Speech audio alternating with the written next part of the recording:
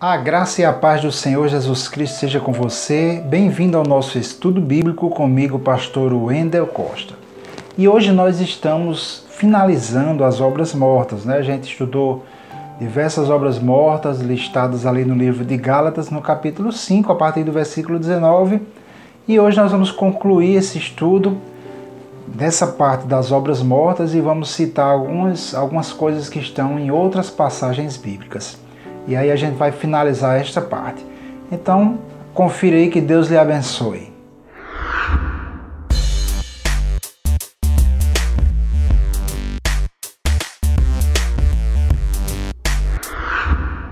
Então vamos dar continuidade aqui ao nosso estudo, né? Nós temos aprendido muitas coisas interessantes.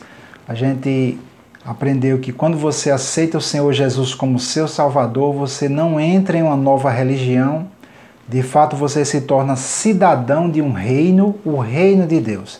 E nós vimos isso ao longo desses vídeos. Se você não assistiu os outros vídeos, eu convido você a acessar o nosso canal ali no YouTube e assistir os demais vídeos, ou mesmo através da página do Facebook. No canal é mais interessante porque eles estão bem organizados ali pelos assuntos, né? Muito bem, então, uma vez que você se torna cidadão deste reino maravilhoso que é o reino de Deus em espírito, né? Você nasce de novo, nós vimos também isso, que você só se torna cidadão do reino de Deus através do milagre do novo nascimento. Deus nos dá, pela fé, um novo espírito, como diz lá em 2 Coríntios 5,17, aquele que está em Cristo é uma nova criatura, as coisas velhas se passaram, eis que tudo se fez novo. Você, quando aceita Jesus como seu Salvador, Deus te dá esse novo espírito, e esse novo espírito ele é cidadão do reino de Deus. E como cidadão do reino de Deus, a gente vai seguir as leis do reino de Deus. O reino de Deus é um reino de amor, um reino de paz, um reino de alegria, e temos os pecados, que é como se a gente cometesse certos crimes no reino de Deus. Por isso é que nós, cristãos verdadeiros, cristãos nós que nascemos de novo, precisamos abandonar o pecado, porque ele vai dar lugar ao diabo. E o diabo é um espírito, não é aquele ser monstruoso, terrível, fisicamente falando, claro, que é mostrado nos desenhos animados, aquele ser extremamente poderoso que é mostrado nos filmes, não. O diabo ele é um anjo caído, eles são espíritos, eles não têm uma forma definida aqui neste mundo físico, e ele opera através da vontade dos pensamentos e dos desejos da carne.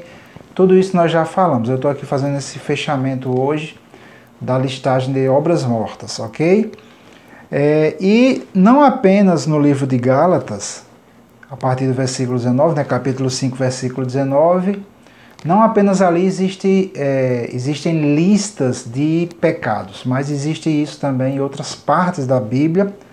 E hoje eu quero citar uma dessas listas que está no livro de Apocalipse, capítulo 22, versículo 15. Vamos ler aqui. Mas ficaram de fora os cães e os feiticeiros e os que se prostituem e os homicidas e os idólatras e qualquer que ama e comete a mentira. Então, toda essa parte aqui, a gente já viu, né? Eu não vou falar sobre esses cães, que é uma figura, né? Deus são os ímpios, os malignos. Mas a parte de feitiçaria a gente já viu, a parte de prostituição, adultério a gente já viu.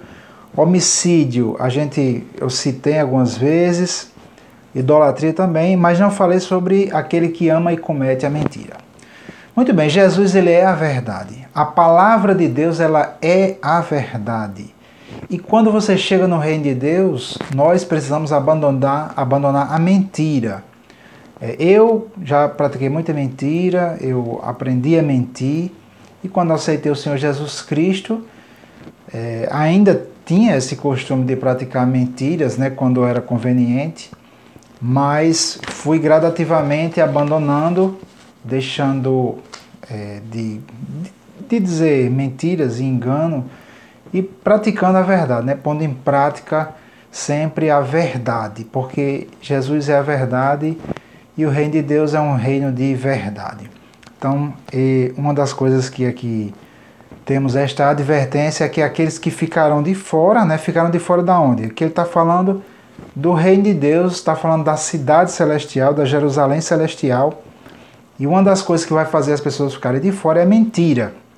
Então, mentira não entra no reino de Deus, né? Graças a Deus que Jesus morreu pelos nossos pecados, mas o fato de Jesus ter nos salvado por sua graça não é uma licença para a gente pecar, de forma nenhuma. Se você aceitou o Senhor como seu Salvador, seu espírito ele é um espírito que ama a verdade. O amor, ele lá em 1 Coríntios 3, diz que o amor, ele diz a verdade. O amor, ele se regozija com a verdade. Então, essa é uma das obras que a gente precisa abandonar. Vamos agora para Efésios capítulo 5, versículo 3. Diz assim: mas a fornicação, que é a prostituição, e toda a impureza ou avareza, nem ainda se nomeie entre vós como convém a santos. Muito bem, então eu quero falar sobre avareza. Então quer dizer que a avareza, ela é pecado, certo? Avareza, de fato, é quando você coloca o dinheiro no lugar de Deus. Avareza é chamado na Bíblia também de idolatria. Então a gente deve ter cuidado. Não quer dizer que você vai pegar e fazer gastos desordenados e sair ofertando e dando tudo que você tem, não estou dizendo isso. Mas, primeiramente, você deve honrar a Deus com as suas finanças. Isso está na Bíblia, está no livro de Provérbios. Honra a Deus com a tua fazenda e com as premissas de toda a tua renda. Então, Deus, ele é sim honrado através das nossas ofertas. E quando pessoas chegam para mim e dizem: não, Deus não quer o meu dinheiro, Deus não quer o meu dinheiro. Realmente, Deus, ele não precisa do seu dinheiro. Mas a igreja precisa, os missionários precisam, a obra de Deus precisa, pessoas pobres também precisam ser ajudadas. Deus recebe sim esmolas, isso está na palavra de Deus. E Deus, ele recebe sim a honra quando nós ofertamos a Ele, quando nós o honramos com as premissas da nossa renda. É bíblico, está tanto no Velho Testamento como no Novo Testamento. Então não seja avarento, porque a avareza é idolatria e você vai deixar de semear. A palavra de Deus diz que se a gente semeia pouco, pouco também se fará. É óbvio, né? Isso é uma lei, é chamada, a gente conhece como lei da semeadura, isso está na palavra de Deus. Nós haveremos de estudá-la mais à frente. Então a avareza, ela é também uma obra da carne, ela é algo que nós devemos abandonar. Quero ver também aqui o livro de Efésios, continuando aqui no versículo 4, diz assim, eu vou ler na versão João Ferreira de Almeida. Nem torpezas, nem parvoices, nem chocarrices que não convém, mas antes ações de graças. O que é torpezas, né? Eu quero vou mudar aqui para a versão NVI e eu vou ler a mesma coisa na versão NVI, certo? Diz assim: não haja obscenidade, nem conversas tolas, nem gracejos imorais que são inconvenientes. Então veja só,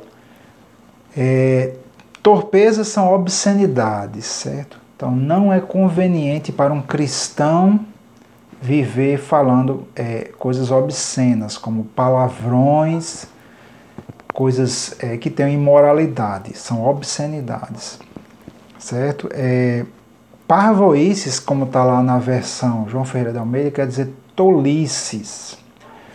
Isso não quer dizer que a gente seja aquela pessoa que viva séria, pelo contrário.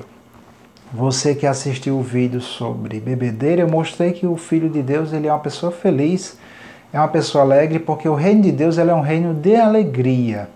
Mas a alegria do reino de Deus não é fundamentada em piadas.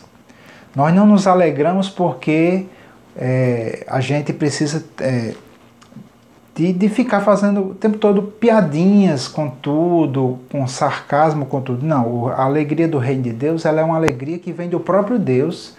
Ela é uma verdadeira alegria e nós não dependemos de piadas para ficar nos alegrando. Nós temos alegria porque o nosso nome está escrito no livro da vida.